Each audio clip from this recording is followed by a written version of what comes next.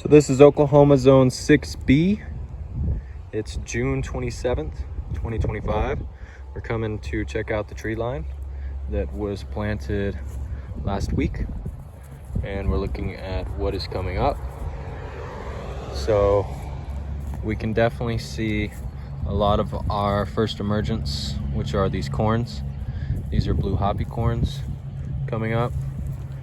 Every 10 centimeters we have trees and support species planted. And so here you can see some cover crop coming through. Several different cover crops. Some clover.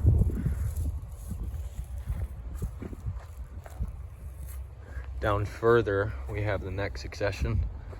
Some of these higher successional species are starting to come through.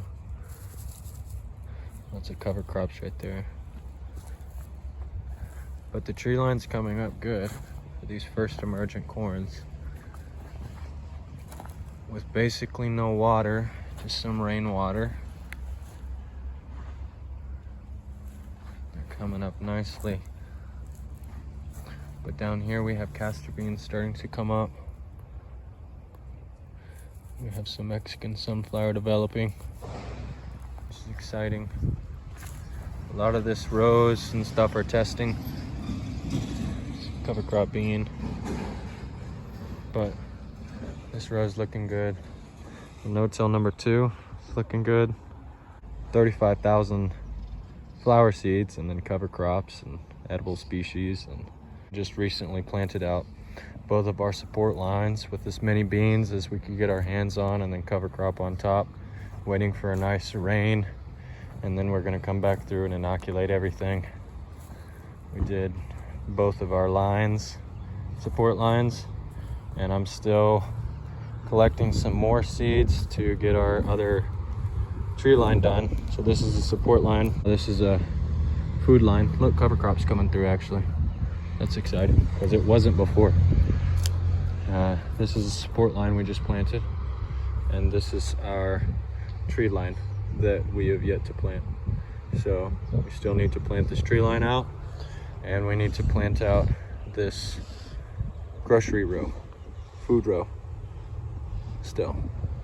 But it is exciting to see cover crop and seeds coming up in these mound styles compared to what we were doing before, which was permaculture, and we had all these different designs, flows, and it was really fun and beautiful and stuff. It's just not practical.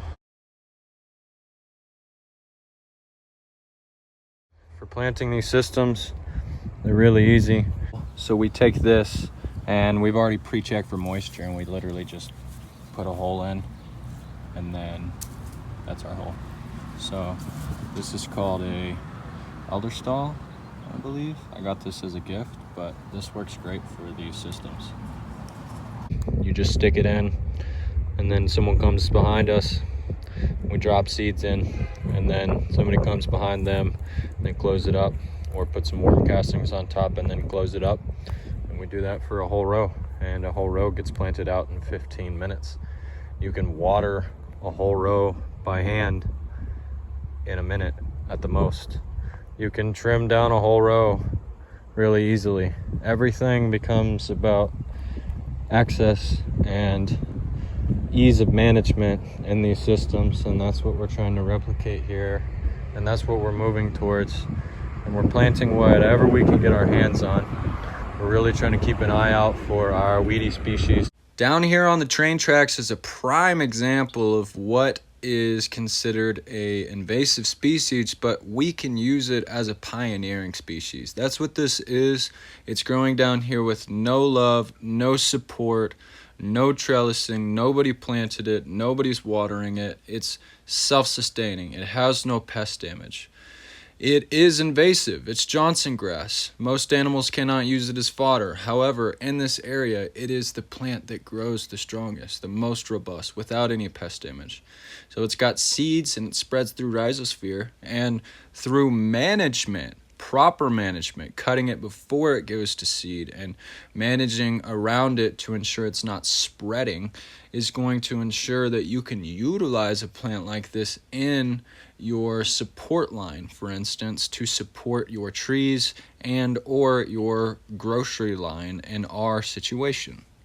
So we need to be learning these weedscapes and using them to our advantage. Talk to local gardeners and get their opinions and find out what other people are growing.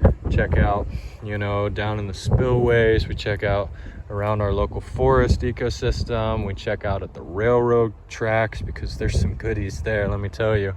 We're looking for these spots where these invasive species might actually be, because we want to utilize them and utilize their growth habits and how well they can survive. Like, this is a honey locust around here. These just survive and thrive with no love whatsoever, and they just kick off. They're planted all throughout the tree line.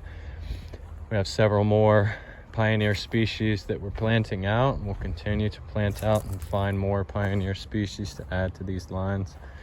We're going to start composting our pathways now because we need more organic material in our pathways. After scooting all the material together, I just took some simple grass and put it down in the pathways, but this is not enough organic material. It's dry to the bone down there. We need some good rain and some more organic material. We need to get these pathways alive, get that soil kicking just like these mounds. If you're looking to learn more extensively on this, I want to recommend Byron Grows. Byron Grows will teach you a lot. Is really the big reason why I just completely hit a hard reset everything, tore up my garden and installed this system. And the proof is in the pudding. So far, it's without even me doing any work, things are just growing. Without me watering, without me doing anything, seeds that were already here previously are coming up. These seeds that we've planted in these lines have come up with minimal water, if any. Same with the no-till out here, just no water at all. And so it's miraculous what these systems can achieve when you really trust them and you begin to integrate yourself into these systems. Look into Byron Grows. He will teach you so much. He's got 3-hour-long courses that you need to watch. This is crucial information. This is new to this area, new to English-speaking people, if you will.